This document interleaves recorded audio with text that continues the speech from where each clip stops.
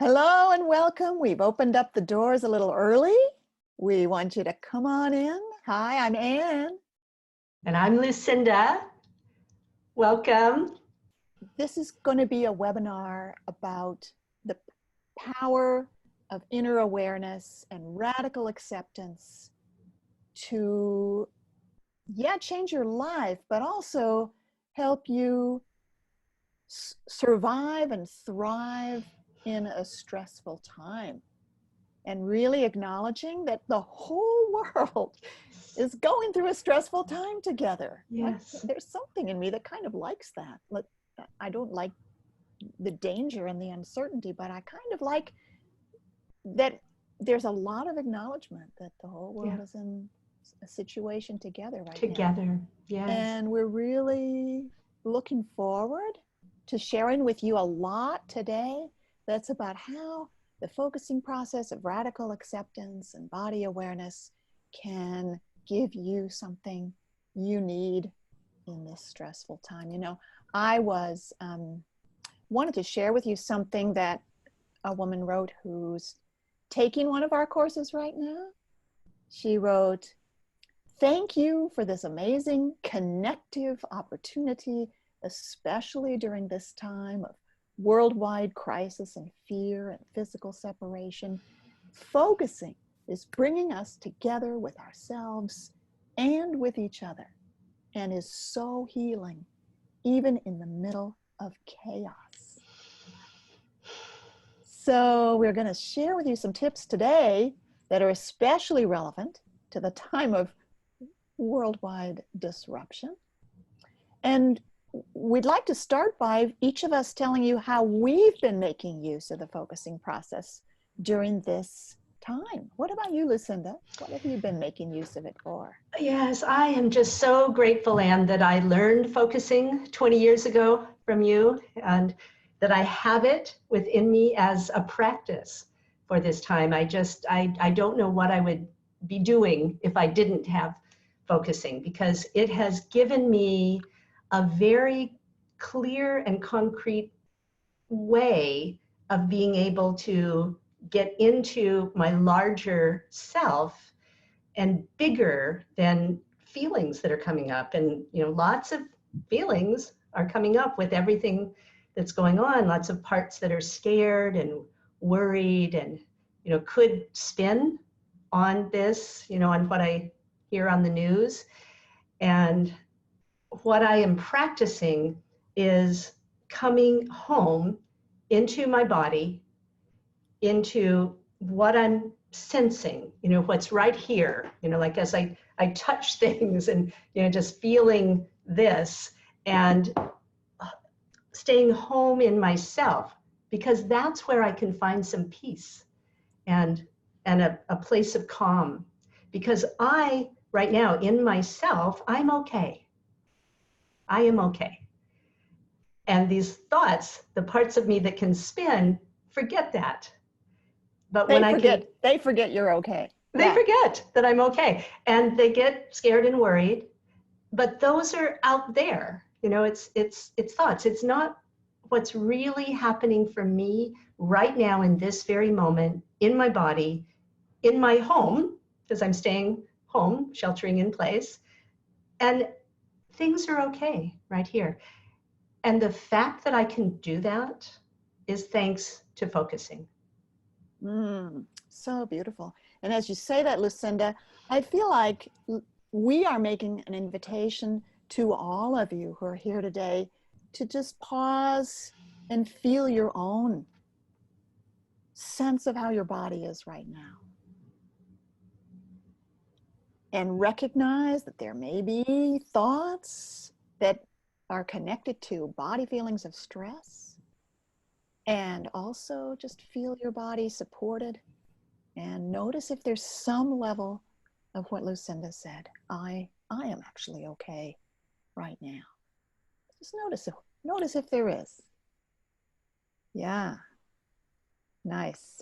Now I wanted to also share something that I've been doing during this time with focusing, because I've been on a kind of a roller coaster of emotional responses. Like some days I wake up clutched with a feeling of dread, and other days I can really feel I'm okay.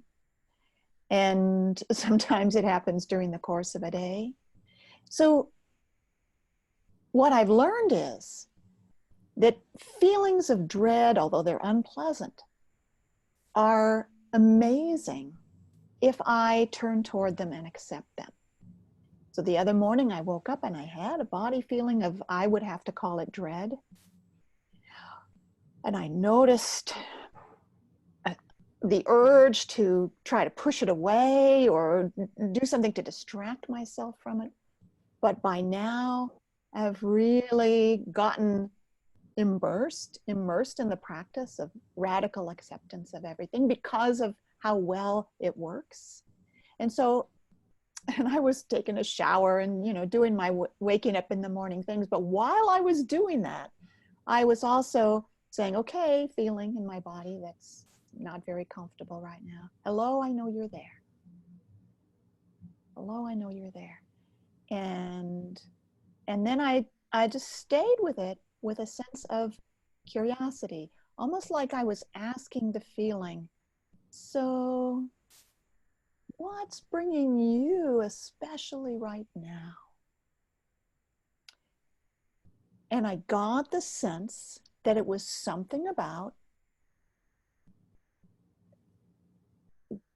worse is coming. That was that the dread feeling kind of said to me, it's that there's a kind of impending worse that's hanging over us right now. And then I said to it, oh, okay, I really hear. That's what's bringing the dread feeling. It's this impending feeling of worse coming.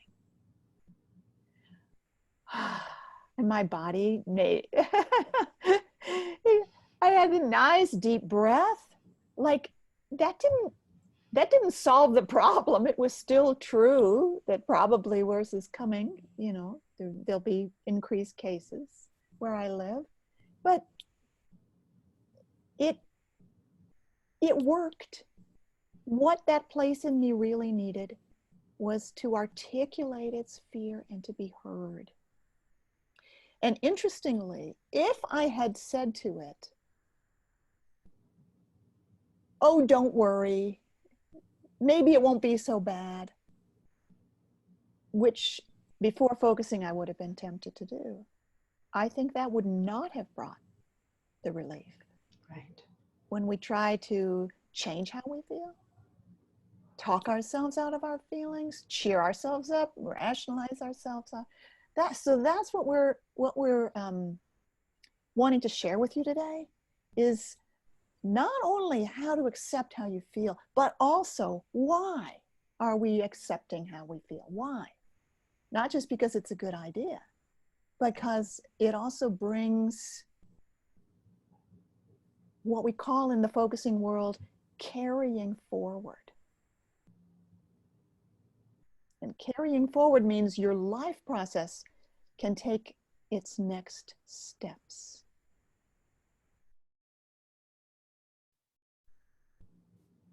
Lucinda, do you want to say more about radical acceptance of whatever and how that's been important for you? Yes. Before I learned focusing, I suffered so much from criticizing myself, from feeling bad about myself and having that kind of inner critical voice that made me feel bad about myself.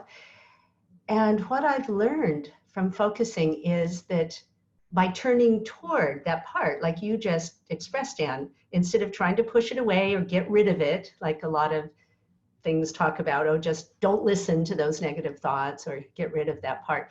I really learned to understand that part, in turning toward it, like you said, to get to know how it was trying to help me in its own way that wasn't obvious at first. But as I developed a relationship with that part and got to know it, I understood it was really trying to protect me from things it didn't want me to experience, like, you know, being criticized, ironically, like being criticized.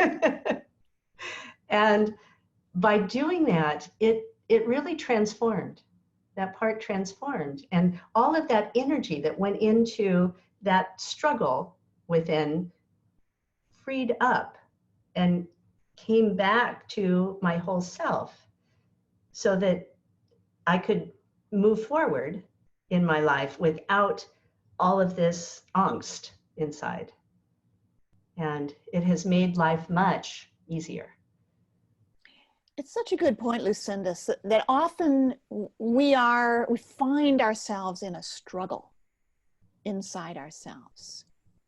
We're fighting ourselves somehow.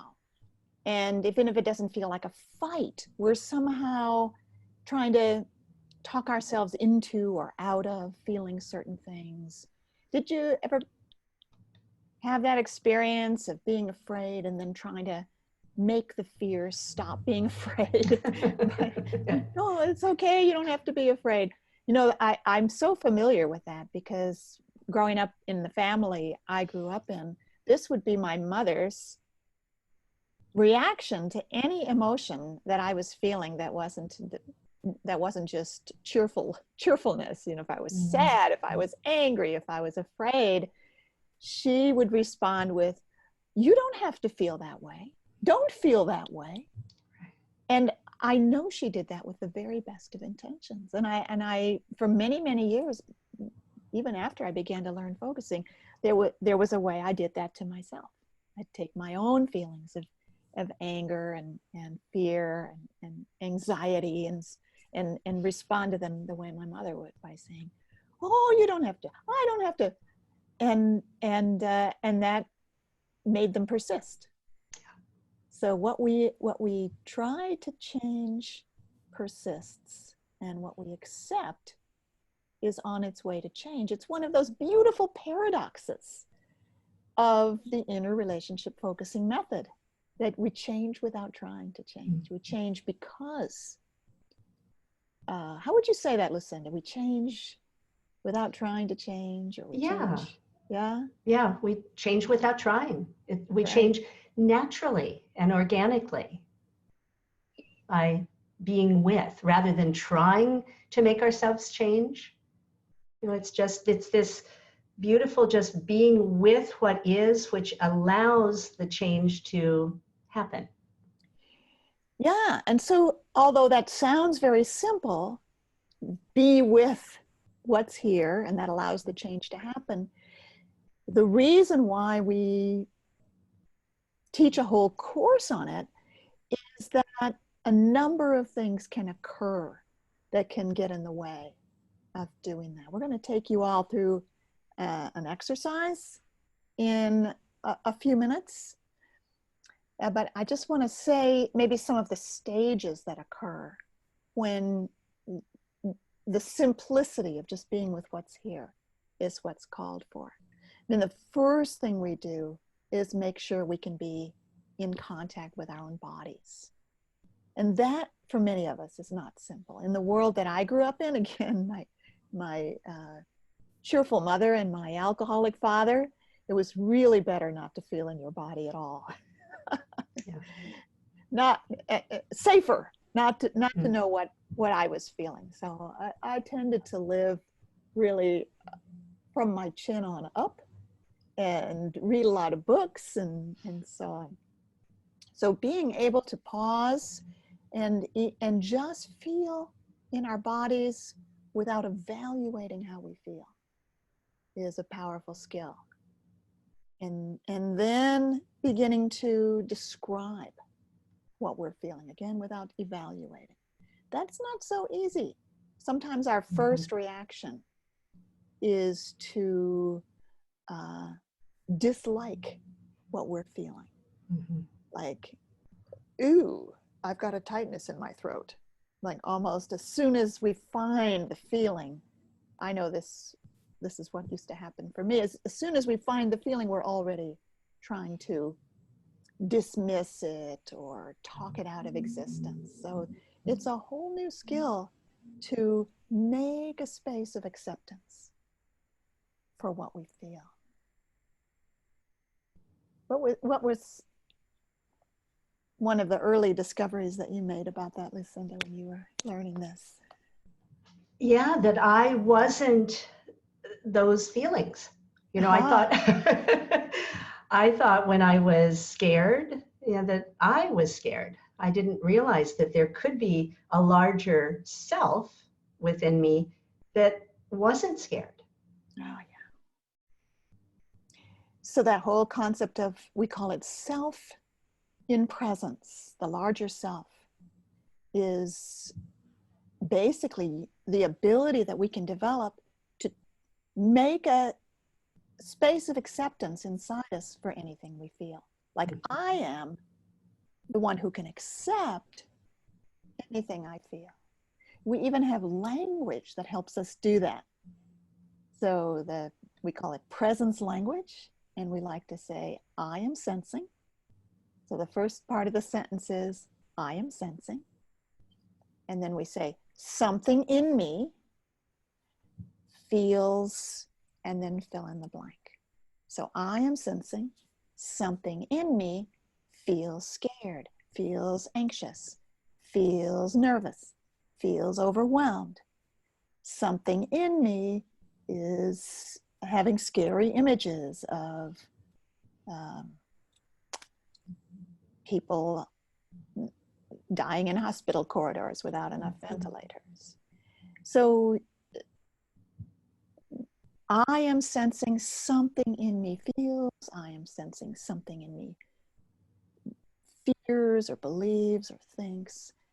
And the I am sensing allows us to identify with this bigger self, the self in presence. Well, I think it's time to take people through a little exercise in this. And this is going to be a process where you're just going to be with what you feel right now. Practice the radical acceptance. And notice how easy or possible it is to do this. I'm going to be guiding people through it. Lucinda, would you like just turn off your video for a little while? I think that'll make sure that the recording just shows me. Great. Okay, so, and we'll come back. This exercise will not be very long. We'll come back afterwards, hear some things from you, and tell you more, share more. So let's start by inviting you to feel your body, or like your whole body, present here and now.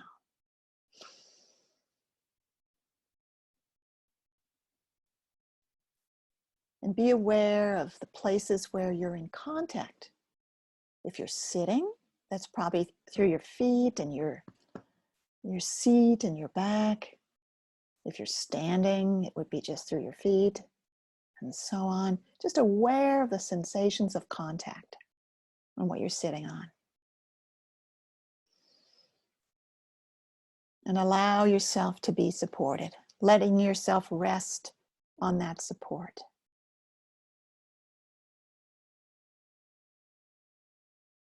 And just noticing how possible it is right now, to be aware of that support.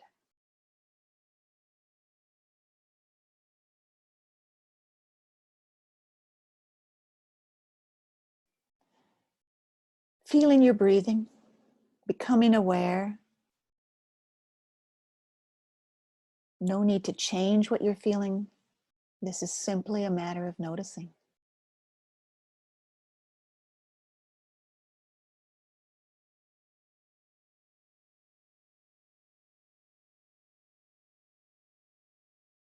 And being more and more aware in the inner area of your body. That inner area that includes your throat, your chest, stomach and belly area.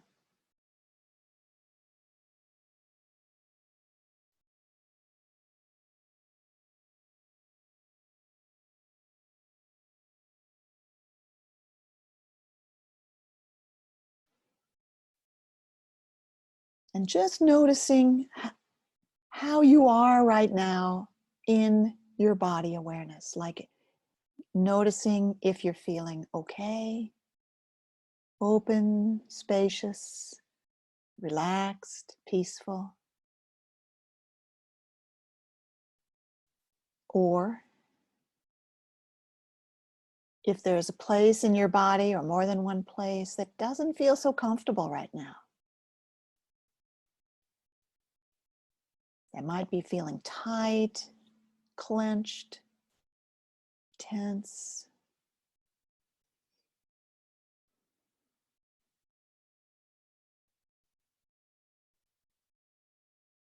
I'm just leaving a little space so you can let your awareness be drawn to a place in you.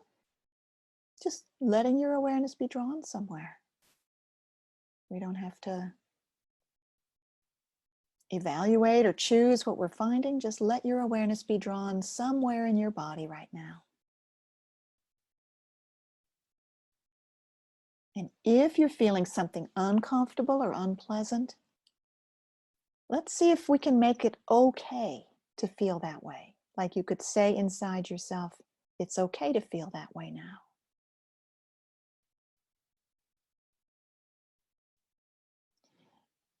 We're trusting that the signals you're getting from your body, even if they're uncomfortable or unpleasant, are here for some good reason. We want to hear those signals, we want to get those messages, and that's why we're not going to try to change how we're feeling.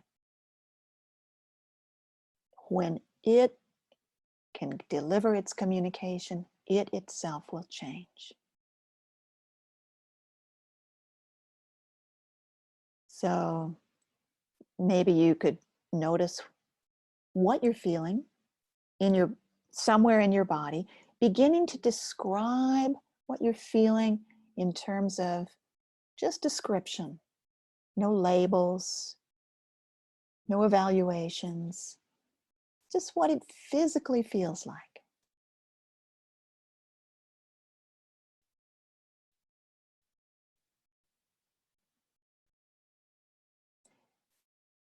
It might take a little while to describe it. It might take more than one word.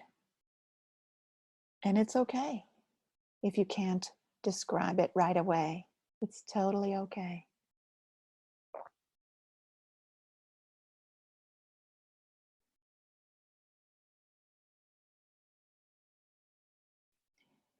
And check the description, right? If you get a word or words that might fit, then practice offering those words back to the feeling, like you're saying, is this right?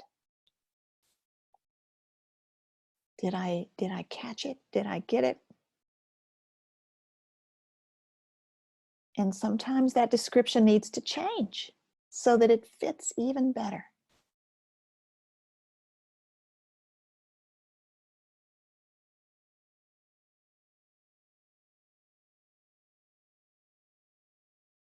Great. Now take one more step in this exercise, because I want you to have the experience of what happens when this feeling that you're having can show you something or let you know something.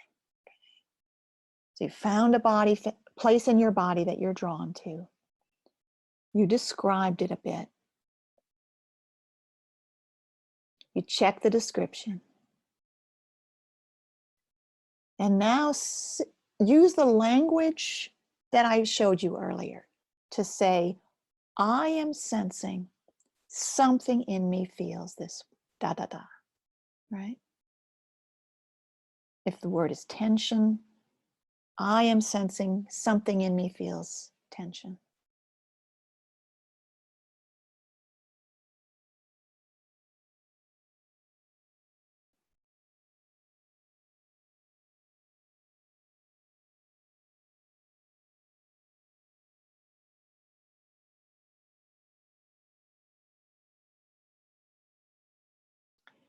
And notice if that brings a change of some kind when you say it that way.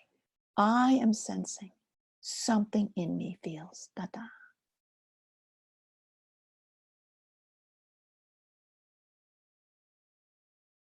And bring your curiosity to the place that feels that way and let it express to you something about what's going on for it, that it feels that way. What's going on for it?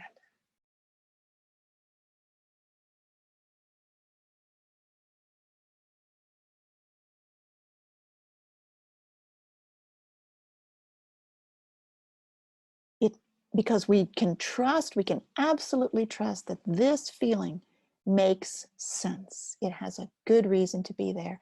It didn't come from nowhere. It's linked to what's going on in you.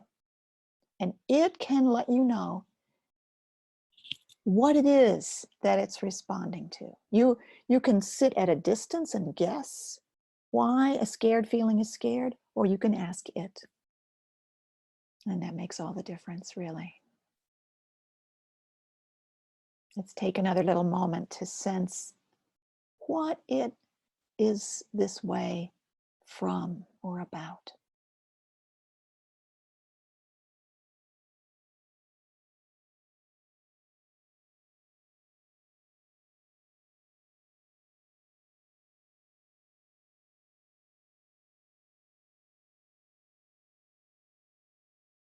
Okay. Great. Well, so whatever came up, maybe you could say to it that you hear it. I hear you. And this is the place where we're going to be very careful not to try to talk this place out of how it's feeling, but to simply say to it, oh, I hear you. Great. Great. Very good.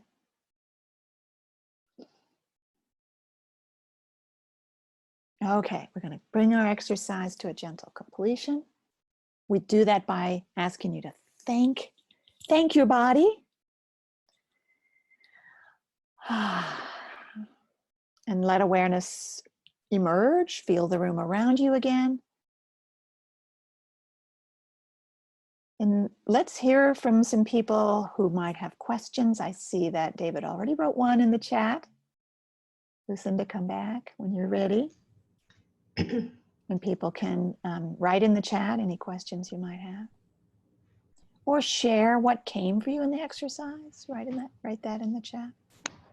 David writes, help me to understand why something in me and I am sensing are not the same thing. They're not the same thing because when you say I am sensing, you're feeling your larger self. That's the I of I am sensing. But we don't know yet what is being sensed. So I am sensing what? What am I sensing? Well, what I am sensing is something in me. And so the whole sentence includes both the subject, I, the verb, I am sensing, and the object, I am sensing something in me. Yeah, they go together very beautifully. Yeah, yeah. So how was that for people? Were you able to allow your awareness to be drawn somewhere in your body? If you'd prefer to talk than to write, we could let people talk. Just write in the chat that you'd like to speak rather than write. And so were you able to bring your awareness to your body at all? Were you able to be drawn somewhere in your body? Something was there that wanted your attention. So Adrian is writing, yes. Guess what? Oh, are you answering you were able to feel in your body? Okay, good. Were you able to create an atmosphere of acceptance inside yourself where what was here was okay to be here? And were you able to be curious? Say, I'm sensing something in me, and describe and just be curious. Okay, Susan writes, it was wonderful, but I can tell my mind is judged for the tightness it was feeling in my neck, telling me it was my fault. Ah, well, now we need two somethings. So I'm sensing tightness in my neck, and I'm sensing something telling me it's my fault. Is that right? And I'm aware that both are there. Oh, is that Harvey from Hong Kong? Hi, Harvey. It's a beautiful moment for me to pause at this moment through your guiding and be able to be with my body. And there's so many things popping up. Yeah, aren't there? You know, we didn't even mention what to do if there's more than one place in your body that's calling to you. What would we do then, Lucinda? Yeah, first we would acknowledge both of them, saying, hello, I know you're there, and hello, I know you're here too. So Yeah. we hold both, and then we sense which one wants our attention first. There you go. It's inclusion and acceptance includes, like, if you have a kindergarten class, everybody gets a turn. We're not going to make one right and one wrong. Yeah, very nice. Neil wrote, for the first time I experienced my bodily discomfort shift, and then a thought of cause came up, and I'm uncertain whether the cause is correct. Well, the way to know whether something is correct is to bring it back down to your body and check it. So I got an idea where this came from. Well, bring the idea back down and see if it brings a stir, see if it brings a sense of a bit of letting go or relief, see if it brings attention. Usually any kind of reaction is a yes, and no reaction at all is more like a no. No, keep trying. It's like, you're close, but you're not there yet. Okay.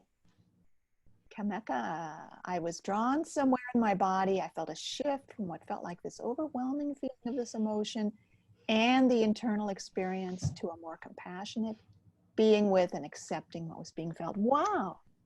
Wonderful. And by the way, if you all can't see the chat, some people are writing without choosing all panelists and attendees. It's hard to remember to do that. So we're just reading anyway. David writes, I had no trouble locating a feeling of tension in my upper abdomen. Well done. However, when I offered the feeling my description, that it felt like wringing out a wet washcloth, I got nothing back. I think I may have sounded demanding. That it. Wow. Yeah. Well done. Yeah. Good for you. Good for you. Yeah. It sounds so interesting that this is not just about the words we say, it's about the way we say them, just like any human conversation. Yeah, exactly. And so if you sounded demanding, David, that would be another part of you that maybe was really wanting to get that part to talk. So no wonder it didn't say anything back. And so that other part, the demanding part, is something else to say hello to. Oh, hello. Yeah, I know you're there. Yeah. Yeah.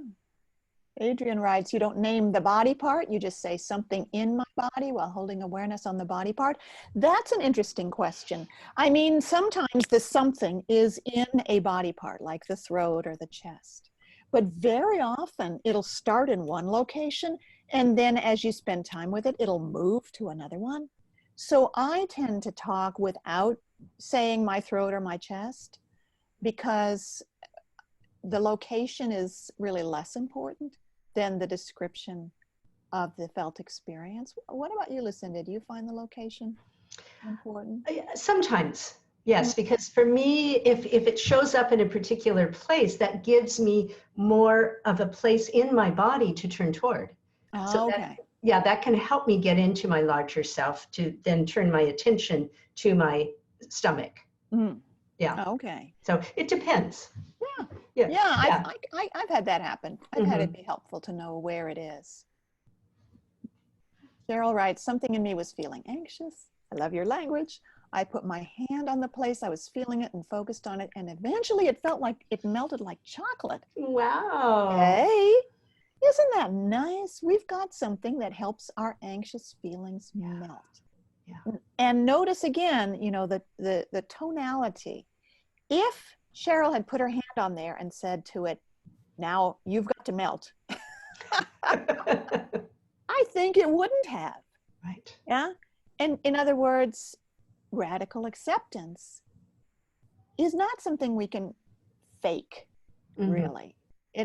it's something that we develop. And that's why Lucinda and I have been reminding you that if you find in you something that wants to demand or wants to force, you can't just stop feeling that way. We can't make ourselves feel kindness and generosity.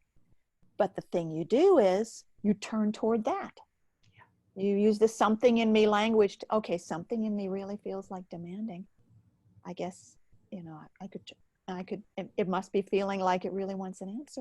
I'm going to turn toward that. So you never have to make yourself feel any way, luckily, because we can't anyway. But you continue to turn toward whatever isn't radical acceptance. And that creates this environment of acceptance. Oh, I love how many people are sharing. Mm-hmm. Wow, this is so much fun. Mary writes, I was drawn to something in the middle of my chest that was feeling like a flower crumpled by a fist. Then when I asked if I got that right, it shifted to a feeling, an image of a small rabbit lying down and shaking. Oh my gosh, how lovely. Yes. Yeah. So notice how exciting. I'm so excited by that because Mary's body vividly showed her with an image exactly how something in her was feeling, like a small rabbit lying down and shaking. And then Mary will continue to be with that and let it know she's here with it and she hears it. So images, I'm so glad this came up. Images are often very vivid, helpful experiences to have during this process. Sarah writes, validating and empowering, trying to stay present, but something in me feels anticipatory grief. Anticipatory grief, meaning anxiety that a grief is coming. So that's a part that needs your care. I am sensing something in me worried that there will be a loss, worried about a future loss. And I'm saying, hello, I know you're there and I hear how worried you are. And do you want to tell me more about what you're worried about? So once we can be self in presence and radically accepting what we're feeling, we can continue to turn toward what we're feeling and invite it to let us know more. Wow, very nice. I've been working on impatience. Yes. I love it that there's more sharing in the chat. What we wanted to do a bit now was to tell you about our upcoming course. And the reason we do that is that in that course, we can help you so much more than we can in this short call. And I know a number of you came in order to hear about that, and we'll tell you a bit about it. And then we'll tell you how you can find out more. And then we'll come back and talk to you more. And so there's 9 meetings on Zoom. There's a session, one-to-one session for each person with Lucinda. There's videos that we've prepared that are part of the training that you watch before you come to class. There's manuals, handouts that we have. Lots of assistants who are from our certification training who help with the course. And really one of the best parts is the focusing partnership that Ann mentioned. It's really designed around you practicing with other people in class, learning this skill together. And what we hope for you is that out of this course, you find 1 or 2 or even 3 partners that you continue with afterwards. And many people have met their lifetime partner in a class that I He's not speaking romantically right now. No, no, I'm not talking about romantically. Having a focusing partner can be even more precious than having a boyfriend or girlfriend. Right. Someone who unconditionally accepts you. That's right. Yes. That's right. But where you get the most out of this process is using it in your daily life and practicing it, and then having a partner that you can call and do these exchanges with, you know, so that you have someone holding the space for you while you are being with parts of yourself, because there's something about someone else being there. I know for me, you know, I've learned focusing 20 years ago, and I still get a lot more out of when I'm working with a partner, when someone is there, even though I know how to do it myself, and I do it all the time. I live focusing. I live from this perspective all the time. And when I'm working with a partner, things just really shift for me. I mean, I get exponentially more out of it. And so what Ann and I love about the way that this course is designed is that, you pay for the course and all that because, we have to deliver it to you, and that costs something.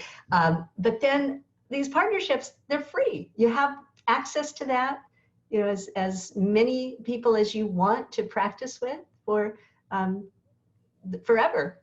And Yeah. so, yeah, Yeah. it's really a wonderful aspect. People are just loving it. Susan is asking about the comparison of the Path to Lasting Change course to the Shift course. Yeah. So glad you're in Shift. It's a great course. It's available all the time as an on-demand course, whereas the Path to Lasting Change, we only teach 3 times a year. So this one that starts in 2 weeks, there will not be another one for 6 months. This one starting in the following October. And the Shift course, you're really on your own. You're not learning partnership. And so we've done our best to make that a great course, and certainly it's more affordable. So go ahead and enjoy that. And when you're ready for the Path to Lasting Change course, that might be your next step. I put my email address in the chat because I'd be delighted to have an email exchange with anybody who's wondering more whether this is the right thing for you. And very good. All right. So we want to talk more about how focusing helps. What are the different kinds of things it helps people with? And we welcome your questions about that. I did not read all the questions. Oh, here's a question. Do you only do this for negative emotions? What about a feeling of joy? Oh, yes. No, focusing is not only for negative emotions, although the use for negative emotions is more obvious. It's not such a challenge to accept feelings like joy, but feelings like joy can be savored, can be explored. Like, what precisely is it that's giving me so much joy right now? So absolutely. And no, we don't judge feelings compared to each other. They're all welcome and all fabulous. Yeah, very nice. Yeah, so what else do we want to say? I have loved using focusing for unhealthy, unwelcome habits, like anything that I do that I wish I didn't do. And I actually 25 years ago used this focusing process that we teach now to shift an addiction to alcohol. And I know many people who've used it for on eating habits that they wanted to shift, or other habits like computer games or staying up late at night, and that it's such an alternative to willpower, like, just say no or just don't do it. It's completely ignores the fact that the part of you that's doing it has its own good reason for doing it, and can be related to, just like we would a tight feeling in the body, with curiosity, with welcome, with company. Yeah. So there's a whole thing there. Yeah, this is really about growing your relationship with yourself, with all of these aspects of you that, as you get to know them better, they are trying to help, even though, it might not appear like they're helping on the surface. But as you get to know them, you start to understand how they're trying to contribute to your well-being. And by getting to know them like that, we actually have a deeper, richer relationship with our whole self. We become more whole. We are on our way to becoming more and more whole. Yeah. Yes. Yes. So beautiful. Because often we find ourselves at war with ourselves, like in an inner struggle, or trying to not feel how we feel, or trying to not do what we do. And that can all have peace, that there can be peace brought to those inner wars. We can become more than we thought we could be. That one of the things that's happened for me is that for years I feel like I came up against a kind of ceiling inside myself. Like somehow I was only permitted to be so successful or so expressive of who I really was. And if I got past a certain inner limit, then something would go wrong, or I'd mess up or something like that. It's just some feeling that I just wasn't allowed by myself to be more. I even got into certain relationships that I see now had the function of kind of keeping me under a limit. And by spending time with that, not just in one focusing session, because some of the issues that are most fascinating to me, you return to again and again. And it has really let go. It has really eased. I don't feel that sense of an inner barrier anymore, and or the need to have things go wrong, or the need to be in relationships that hold me back. Yeah. So here's a question from David, and does focusing start with a feeling, or does it start with an event condition like alcoholism? Both. Yeah, you can start with something you see going on, something you find yourself doing, or something you find yourself not doing, like finishing your book or cleaning your closets. So that can start with an outer circumstance, or it can start with a feeling. Either one. Yeah. Another thing that Lucinda mentioned earlier that is just a huge use of focusing is with those thoughts and beliefs that are self-undermining, that seem to hold us back. Yeah. Does anybody have anything like that?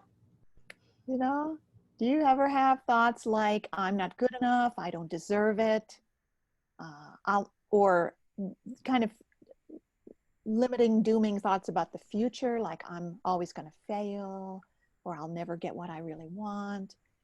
I don't really think those are thoughts. I don't consider that to be the mind, actually, right? People say, well, my mind. No, I don't think that's your mind. I want to use the term mind to refer to something that's actually wise. Mm-hmm. Thoughts like I'm always going to fail are parts of us that are worried. Something is worried. I will always fail. I am sensing something in me worried. I will always fail. You know, and coming back to having a world health crisis, wow, there's so many parts of me that are worried about different possible outcomes, from the health system getting overwhelmed, to recession, to friends of mine or me getting sick. And those parts, if I don't form a relationship with worried parts, what I've discovered is they tend to show me scary images. And so suddenly I'll be walking along, and suddenly I'll see these scary images. And there is a tendency in human beings, when we see scary images from inside ourselves, to think they must be true, and then to be scared. It's like we show ourselves horror movies and then we're scared. So this is some other language that I'd like to share with you all that you can use when you have thoughts of, when some part of you is playing you disaster movies, you know. Something in me is showing me images of da da da da da, right? Something in me is showing me images of food shortages and food riots. And I let it know that I hear that it doesn't want that to happen. See, the parts of us that show us scary images are actually showing us what they don't want. And it can be really useful to say back to them, I really get that you don't want that. You're showing me something you really don't want to have happen. So we put in the middle of the scary thoughts the idea that they're showing something they don't want. If not, then our nervous system tends to go directly from image to fear. Image brings fear. And then if we feel afraid, we tend to believe that we're afraid of something real. So by using this language, we're putting a safety cushion in with our nervous system. I'm sensing something in me feeling afraid, showing me scary images of what it doesn't want, and I'm letting it know I get that it doesn't want that.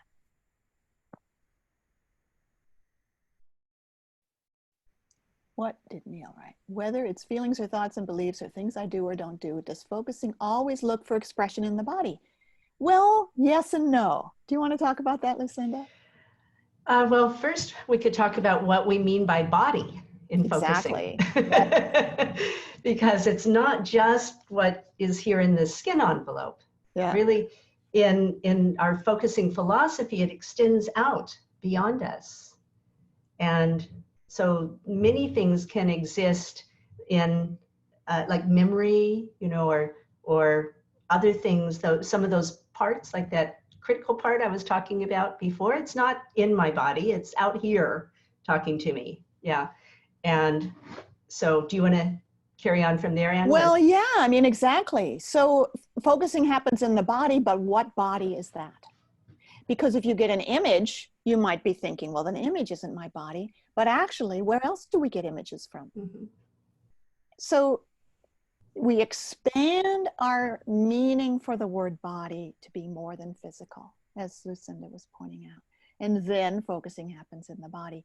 It's part of what you learn in our course, is how to recognize the felt senses of focusing, even if they happen sort of in front of you or beside you and not necessarily inside your physical form, and how to distinguish that from something that you might be inventing or making up, and how to tell when something you're experiencing is real. So the steps or stages of focusing, as we've discovered in this call, we can start with a life issue, like there's something I'm doing or not doing, there's a relationship that has issues, I have a longing for something. We can start with like a life issue, and then we go into the body to get the feel of it. And we can keep the image, the issue with us as we get the feel of it. Or we can start with a body feeling and then learn what life issue it connects to. You can start in either place. What's wonderful though is that if you have a life issue, what people tend to do if they don't know focusing is sort of talk about it to themselves over and over again. Gee, wasn't it terrible what he did? That was really a betrayal. I don't know how I put up with that. There's this sort of endless track that can continue in our heads about something that is a life issue. So what you do when you do focusing is you take something like that and then you say, okay, yeah, I know, I've thought that a million times, but now let me bring it inside and get a fresh feel of it, as if I had never felt it before. And then you pause. And it takes a little while. And what you first feel is hard to put into words or symbols or images. And what's going on there is that we are dipping under our usual categories and our usual ways of understanding the world. We're going beyond our labels. And the labels don't take us anywhere. They're repetitive. They're culturally set. But when we get our fresh whole body feel of something, that takes us forward. It brings something really new. So that's really nice. Patty writes, during this time of world crisis, I'm finding that I'm not just finding my own emotions, I'm very empathetic, so I feel a lot is in the atmosphere, and this is overwhelming to try to sort out with focusing. Well, I think actually focusing helps. Mm-hmm. Focusing has helped me tell the difference between my feelings and other people's feelings. Like before focusing, I couldn't tell. And from the practice of focusing, I really started being able to tell, wait a minute, this is actually not my feeling. I'm picking up that a lot of people in this room are scared. And if I check how I'm feeling, I'm actually not as scared as I'm feeling in the room around me.